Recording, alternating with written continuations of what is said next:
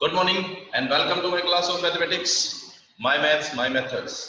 Class 11th में जो हम लास्ट टॉपिक कर रहे थे वो था हमारे पास टॉपिक सेट का, जिसमें से एक्सरसाइज लगभग खत्म हो गई थी, बट एक्सरसाइज से अलग एक क्वेश्चन हम कर रहे थे जिसमें तीन सेट्स गिवन होते हैं, ए, बी और सी, या जैसे कि इसमें एच, टी और आई तीन अलग अलग दे रखे हैं। तो इस केस में तीन तीन वाले के केस में हम कैसे सॉल्व करेंगे क्वेश्चंस को, उसके फॉर्मूले भी हमने लास्ट क्लास में जो कल थी उसमें कर चुके हैं हम फॉर्मूले, अब सिर्फ उनको अप्लाई करना है।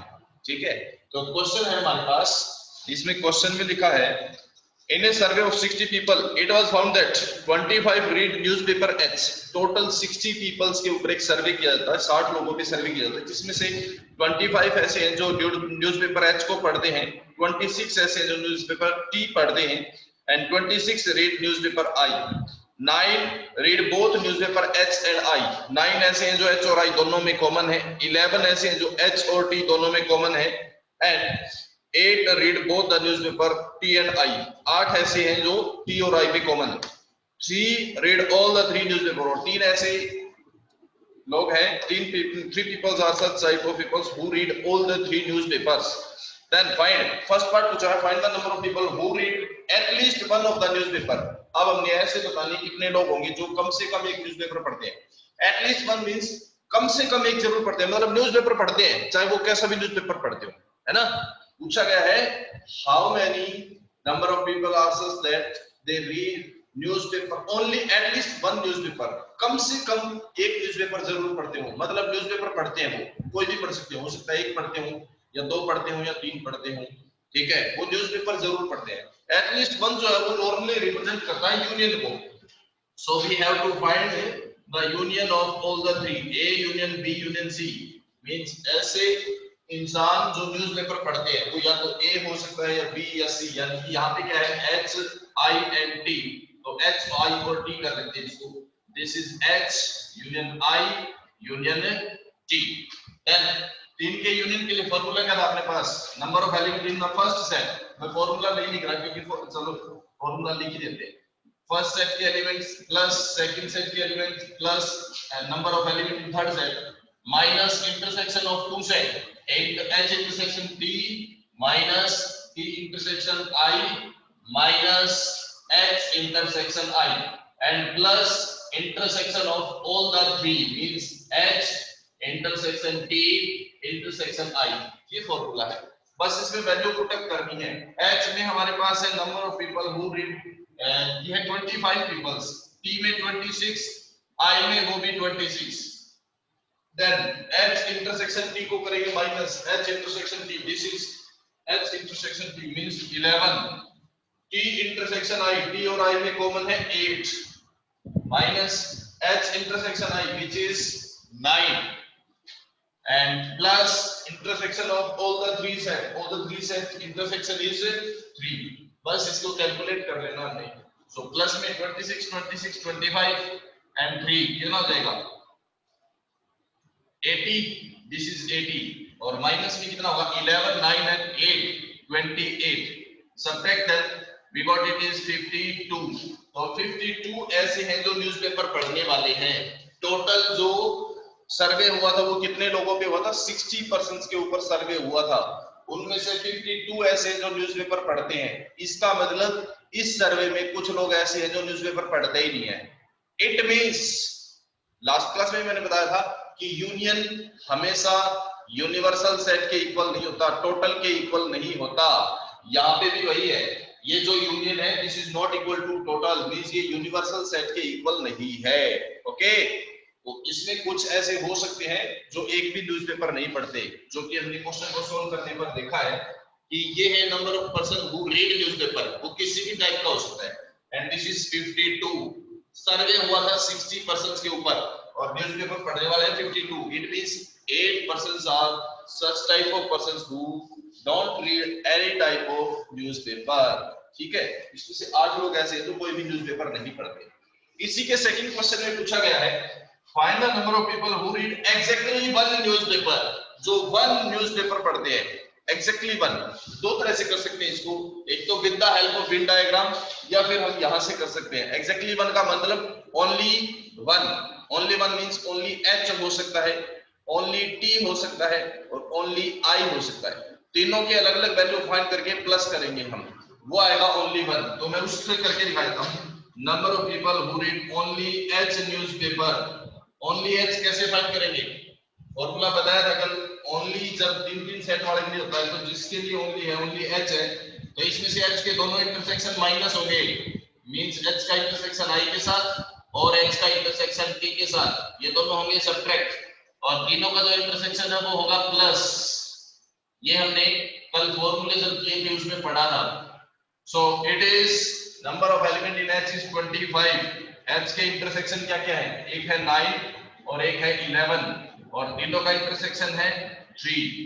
तो माइनस में 20 और प्लस में 28, it is 8। Similarly number of element who are in only T, only T वाला मैं डायरेक्ट लिख देता हूं, फॉर्मूला नहीं लिया।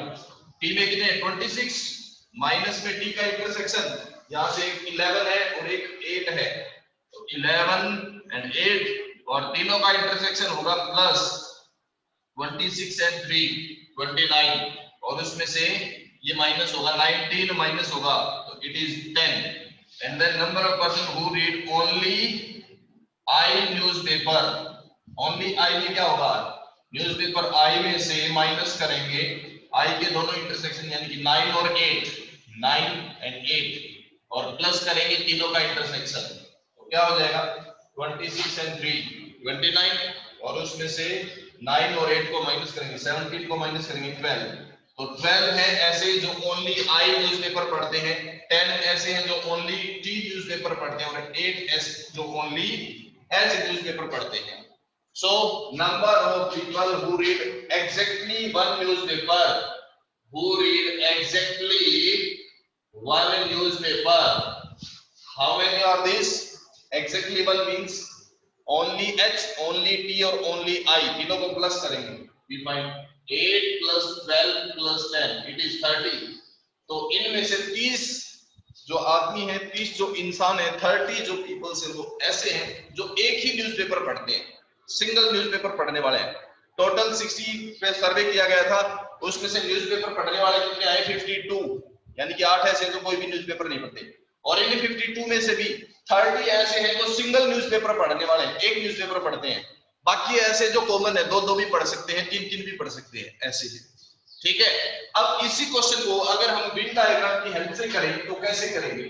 This is the Venn diagram for the given situation. This is the number of person who are in the set H, in the set T, and these are in the set I। ठीक है, H, T और I है, ये represent करता है H set को, ये represent करता है सेट T को, और ये I को। Let us denote the A, B, C, D, E, F and G। हर एक पोर्शन को हमने एक अल्फाबेट से लिख दिया। अब ये मैं रब कर रहा हूं, फॉर्मूले वाले मेथड को मैं रब कर रहा हूं।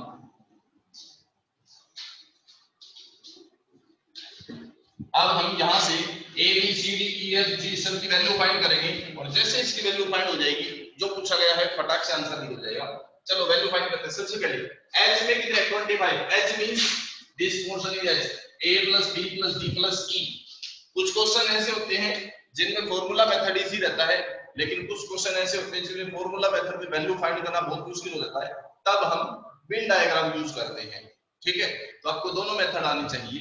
तो यहां से H वाले एलिमेंट है 25, means A plus B plus D plus E, it is equals to 25। Late us suppose equation number 1। Second T में 26 है, means B plus C plus E plus F, this is 26। B plus C plus E plus F, it is 26। Then third I में भी 26 है, D, E, F and G, this is 26। D plus E plus F plus G, this is also 26। Then H और I का intersection है 9। H और I का intersection means D plus E equal to 9 है, D plus E equal to 9। Then H और T का intersection means B plus E, it is equals to 11। B plus E equal to 11। Equation number 5, then T और I का intersection, T और I का intersection, E plus F, it is 8, E plus F is equals to 8, and last one value of E, तीनों का intersection common कितना है 3। अब ये वैल्यू पुट करके जाओ, सारी चीज निकलती जाएगी। E की वैल्यू अपने पास आ गई है 3, E की वैल्यू इसमें पुट करेंगे तो F कितना देगा 3 plus F equal to 8, means F equal to कितना होगा 5। दूसरी चीज की वैल्यू E की वैल्यू आप पुट करेंगे, we find B equal to 11 minus 3, it is 8, तो B इक्वल टू कितना आ गया 8। नेक्स्ट E की वैल्यू आप पुट करेंगे, we find D plus 3 equal to 9, तो यहां से D की वैल्यू कितनी आ जाएगी 6। उसके बाद D आ गया हमारे पास, E आ गया, F आ गया, तीनों वैल्यू रख दो, G आ जाएगा। D कितना है 6 प्लस E कितना है 3, F हमने निकाला कितना 5 और plus G, it is equal to 26। तो यहां से सॉल्व करने पर G की वैल्यू कितनी आ जाएगी 26 में से क्या माइनस करेंगे, ये 6 प्लस 3 9 और 5 14 माइनस करेंगे तो 12 आ जाएगी G की वैल्यू। 1 बाय 1 सारी वैल्यूज आ जाएगी। यहां से B, E और F है, C निकालना है, रख दो सबकी वैल्यू। B कितना अपने पास 8 प्लस C फाइंड करना, E कितना है 3, F कितना है, F है अपने पास 5 और C फाइंड करना है, इट इज इक्वल टू 26। तो यहां से C कितना आ जाएगा 8 and 3 11 और 5 16 माइनस करेंगे 26 में से, C इज 10। तो यहां से अपने पास A और फाइंड करना है, B D E पुट कर दो, B अपने पास ये रहा, D ये रहा और E ये रहा, यानी कि 3 8 और 6। तो यहां से A की वैल्यू क्या आ जाएगी 25 माइनस 3 8 and 6, तो A कितना आ गया 14 and 3 17 माइनस करेंगे, A is 8, A B C D E F G सबकी वैल्यू आ गई। अब देख लो क्वेश्चन में क्या पूछा गया है। पहला पूछा गया था at least one means sum of all these. पूछा गया है क्या, number of people who read at least one. At least one का मतलब इन सब का सम कर दो, A B C D E F G, A plus B C D E F and G सबको प्लस कर लो, कितना आ जाएगा 8 plus 10 plus 12 plus 6 plus 8 plus 5 plus 3, some of them 8 and 12 20 30 36 and 8 44 and 8 52, ये आ गया 52 एटलीस्ट वन वाला, वहां से भी यही आ रहा था। दूसरा पूछा गया है, क्या पूछा गया है दूसरा, only one, number of people who read only one newspaper. अब इसमें देखो आप, ओनली वन वाला कौन सा है, ओनली वन जो है ऐसा, ये पोर्शन ऐसा, ए ऐसा है जो किसी में कॉमन नहीं है, अकेला है ए। इसी तरह सी भी कॉमन नहीं है और जी भी कॉमन नहीं है, ए प्लस जी निकालना है। ओनली वन का मतलब ए प्लस सी प्लस जी, ए है हमारे पास 8, सी कितना हमारे पास 10 और जी कितना है 12, सो इट इज 30, ये दूसरे का आंसर है।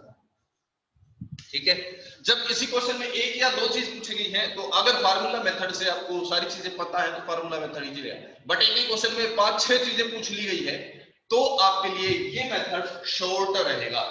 इसी क्वेश्चन में मान लो 6 चीजें पूछी होगी तो आप 6 पार्ट निकालोगे, फॉर्मूला मेथड से करोगे तो सबके लिए अलग अलग फॉर्मूला फाइंड करना पड़ेगा, लिखना पड़ेगा, सोल्व करना पड़ेगा। इसमें सिर्फ एक बार आपको A B C D E F G की वैल्यू निकालनी है, उसके बाद तो बस इसमें सीधी पुट करो, आंसर आते डायरेक्ट आंसर आएंगे। फिर तो सिर्फ ये वैल्यू फाइंड करने का टाइम है, उसके बाद तो सारे डायरेक्ट आंसर आते जाएंगे, जो भी पूछा गया है वो आता जाएगा। ठीक है, तो आपको ये देखना है कि उसमें फॉर्मूला मेथड इजी रहेगा या फिर बेंड आएगा, दोनों मेथड आने चाहिए। कुछ क्वेश्चन ऐसे होते हैं जिसमें फॉर्मूला मेथड के लिए डायरेक्ट टर्म्स डायरेक्ट गिवन है, फॉर्मूला पुट करना है, आंसर आ जाएगा, तो वहां वो इजी रहेगा। लेकिन जब चीजें कुछ ऐसी क्रिटिकल पूछी जाती है तो आपको फिर वेन डायग्राम भी यूज करना पड़ सकता है। ओके, ये था हमारे पास इसमें क्वेश्चन। अभी इसी क्वेश्चन में मान लो मैं एक दो पार्ट और ऐड कर देता हूं। मान लो इसी क्वेश्चन में पूछा था find the number of people who read newspaper H and T but not I, वो पूछा गया है H and T but not आई।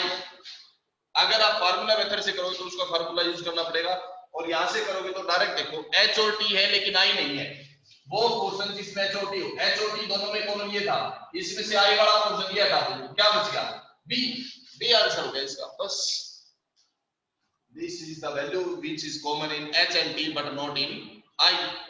ये पूछा जाए how many people are such type who read two newspapers, जो दो न्यूज़पेपर पढ़ने वाले हैं वो कितने हैं? तो दो न्यूज़पेपर पढ़ने वाले कितने? एक तो ये हो जाएगा B plus E, दो न्यूज़पेपर वाले हैं। E plus F, this is also in two newspaper and this is also in two newspaper, तो इन तीनों को प्लस कर दो, means B plus E plus F, D plus E, तीनों को प्लस कर दो, तो वो आ जाएंगे जो दो न्यूज़पेपर में हैं, which are common in two newspaper, जो दो न्यूज़पेपर पढ़ने वाले, exactly two newspapers। ठीक है, तो वेन डायग्राम से आप डायरेक्ट देखते जाओ, वैल्यू पुट करते जाओ। सिर्फ एक बार आपको A B C D E F G सब की वैल्यू फाइंड करनी है, उसके बाद तो डायरेक्ट वैल्यू पुट अप करते जाओ, सॉल्यूशन आता है। ठीक है, so this is the method of Venn diagram to find the required values of the given question. Now we are coming to the next chapter. अब हम स्टार्ट करते हैं इसका chapter second, which is relation and function. Chapter second, relation and function. Relation and function में सबसे पहला जो topic आता है दैट इज कार्टेशियन प्रोडक्ट, और वो कार्टेशियन प्रोडक्ट हमें समझ में आएगा सेट को पढ़ने के बाद, जो कि हम पढ़ चुके हैं। फर्स्ट चैप्टर सेट हम पढ़ चुके हैं। इसके बाद आता है हमारे पास second topic exercise chapter second relation and function में जो सबसे पहला टॉपिक है वो है Cartesian product of two sets. Let us suppose we have a set A which have the elements 1, 3 and 4 and the second set is B which have the element 3 and 5. Now we have to find the Cartesian product of A and B, means A cross B. It means pair up the elements, pair बनाने हैं किसके? Elements of set A with the elements of set B. Set A के elements को pair up करना है set B के elements के साथ। So we will write it as 1, 3, 4 Cartesian product with 3, 5. How will we make the Cartesian product? ये तो अभी एज इट इज हमने लिखा है, अब बनाएंगे कैसे? कार्टेशियन प्रोडक्ट को हमेशा पैरेंथेसिस में रखा जाता है, means first element first set में से और फिर एक एलिमेंट सेकंड सेट में से, इसके हर एक एलिमेंट को इस सेट के हर एक एलिमेंट के साथ कंबाइन करना है। सो 1 connected with 3, 1 pair up with 3, 1 will pair up with 5, then 3 will pair up with 3 and 3 will pair up with 5, then next 4 will pair up with 3 and 4 will pair up with 5. These are the ordered pairs. ये सारे क्या कहलाते हैं? इसके ordered pair कहलाते हैं, और सभी ordered pair को जब इस ब्रैकेट में रखते हैं then this is the Cartesian product A cross B. A cross B की Cartesian product.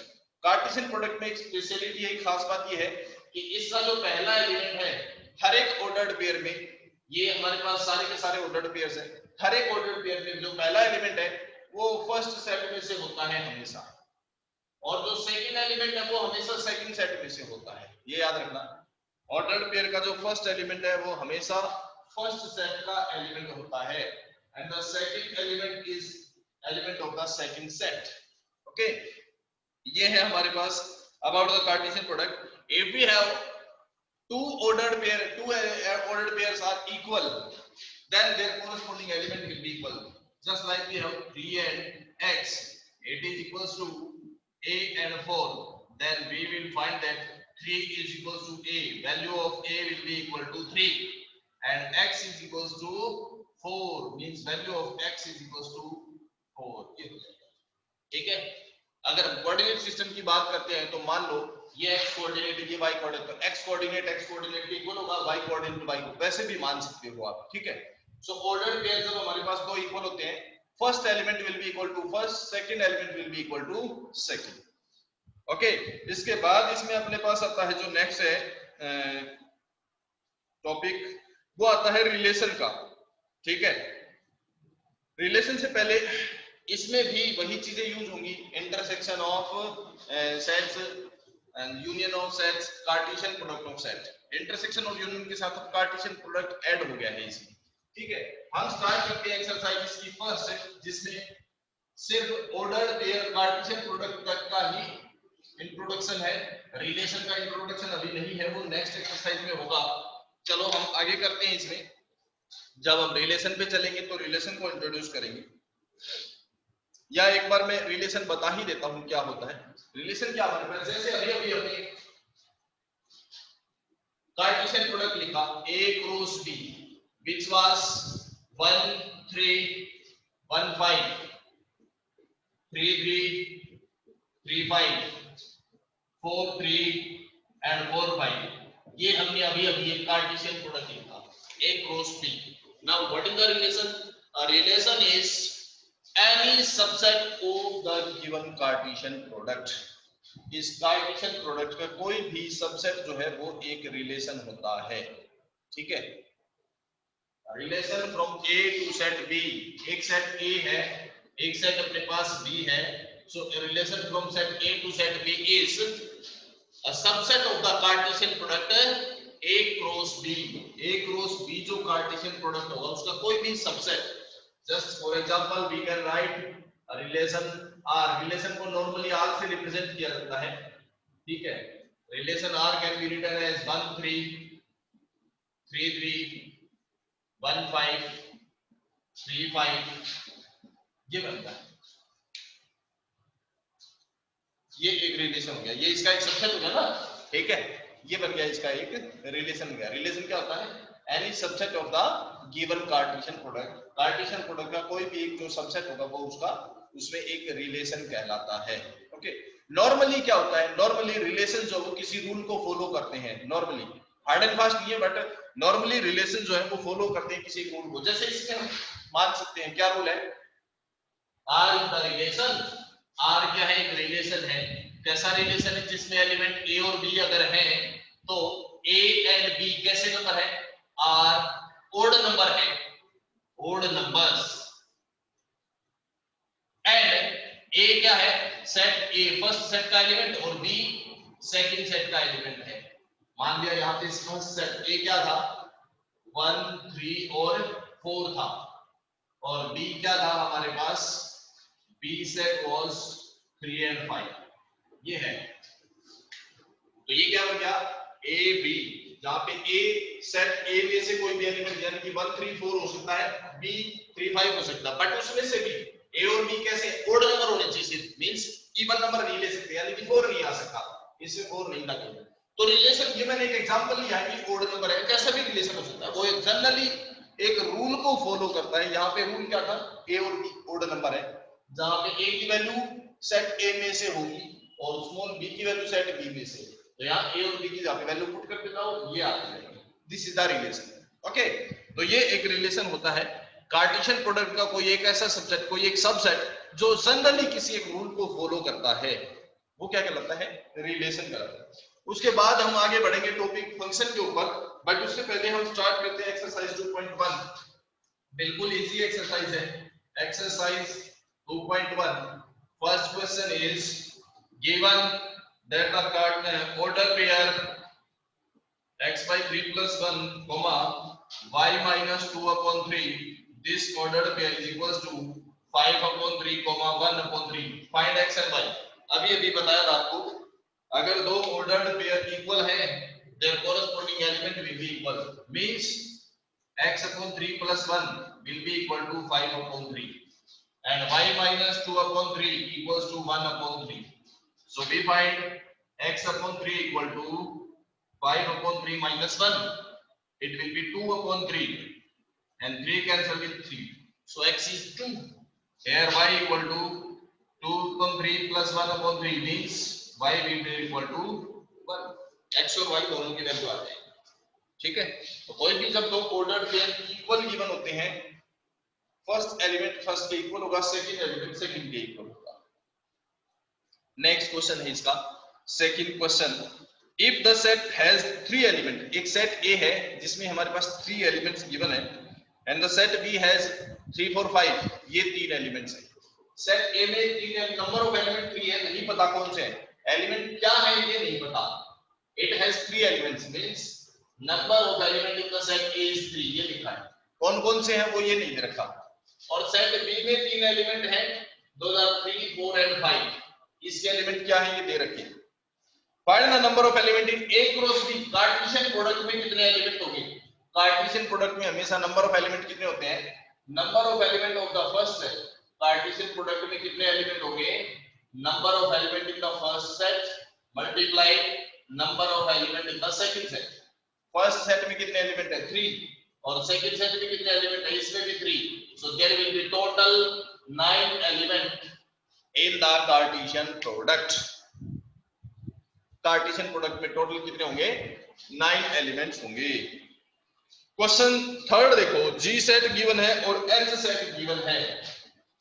G set which is given as 7 and 8, 7 and 8, and the H set is given as 5, 4 and 2. Then find the Cartesian product G cross H और H cross G। मैं H cross G लिखता हूं। ध्यान रहे Cartesian product में order का फर्क पड़ता है। आपने पहले क्या लिखा है, बाद में क्या लिखा है। अगर उल्टा लिख दिया दैट विल बी रॉन्ग, गलत हो जाएगा। H क्रॉस G है तो H के एलिमेंट्स 5, 4, 2 के कार्टेशियन प्रोडक्ट G के साथ मींस 7 और 8 के साथ। अब बनाओ, ये एलिमेंट फर्स्ट रहेगा, ये सेकंड रहेगा, तो क्या बनेगा?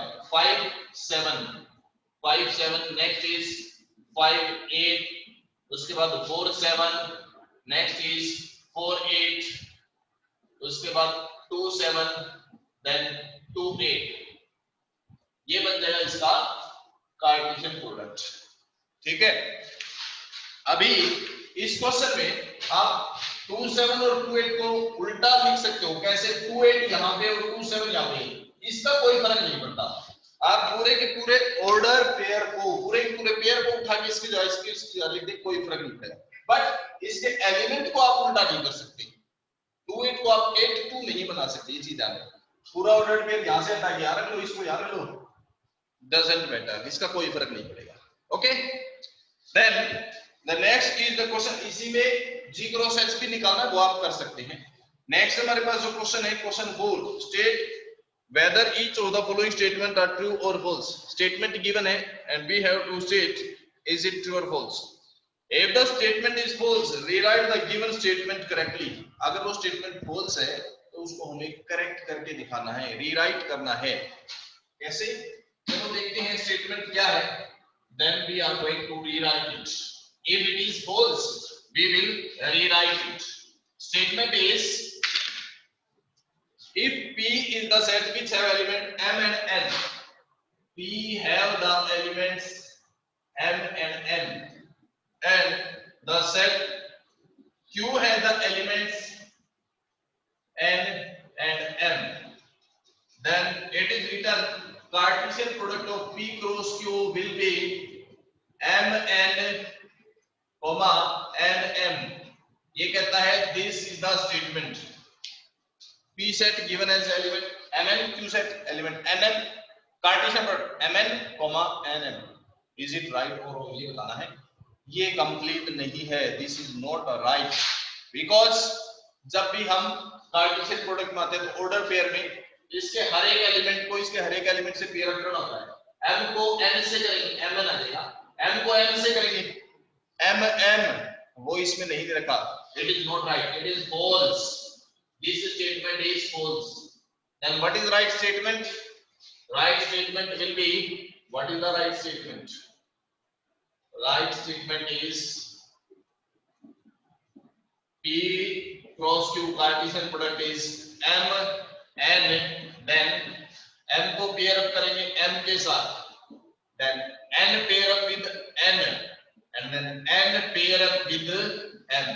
This is the right statement। ये बनेगी इसकी correct statement. Okay,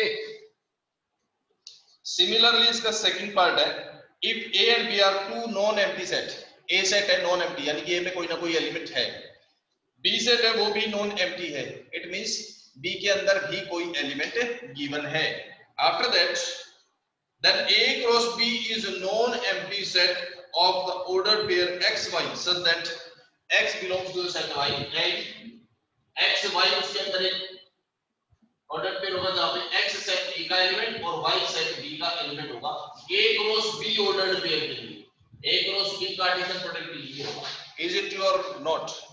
it is obvious it is true, क्योंकि हमें पता है कि पहला एलिमेंट हमेशा पहले सेट में से होना चाहिए, ए में से होना चाहिए। लिख रखा है x की वैल्यू सेट ए में है। दूसरा एलिमेंट दूसरे सेट में से होना चाहिए, यानी कि बी में से। ये भी लिखा है y की वैल्यू सेट बी में से होगी। Yes, it is correct, it is true. Next, A set है 1 2, बी सेट है 3 4, ए कार्टेशियन प्रोडक्ट बी इंटरसेक्शन 5। ए को कार्टेशियन प्रोडक्ट करना है बी इंटरसेक्शन 5 के साथ। तो पहले हम बी और 5 का इंटरसेक्शन निकालते हैं। 5 क्या है?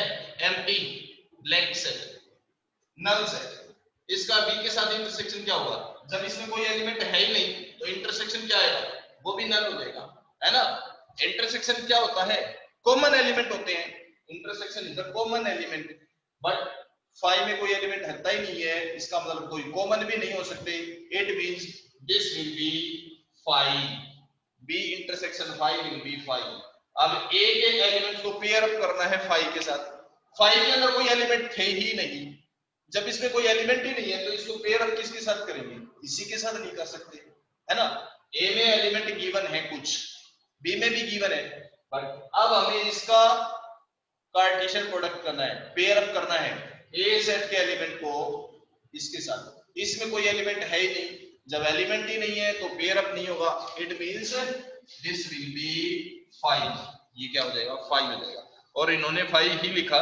सो yes, it is correct statement. Okay, so आज के लिए हम इतना ही करते हैं, बाकी हम जो नेक्स्ट क्लास होगी उसमें करेंगे। Okay, this is exercise 2.1। Yes sir. 2.2 का जो होगा टॉपिक वो हमारे पास रिलेशंस के बारे में होगा। ये यहाँ सिर्फ हमने कार्टेशियन प्रोडक्ट के ही क्वेश्चंस किए हैं। नेक्स्ट एक्सरसाइज में रिलेशंस के बारे में होगा, और रिलेशंस के बाद हम पढ़ेंगे उसमें फंक्शंस के बारे में, फंक्शंस क्या होंगे। ओके, तब तक के लिए नमस्कार, बाय बाय। और हाँ, इस वीडियो को सब्सक्राइब करें और जितना हो सके उतना ज्यादा शेयर करें। अगर कोई प्रॉब्लम रहती है तो रिपीट करके इसको बार बार देखें। Okay, thank you very much and have a nice day.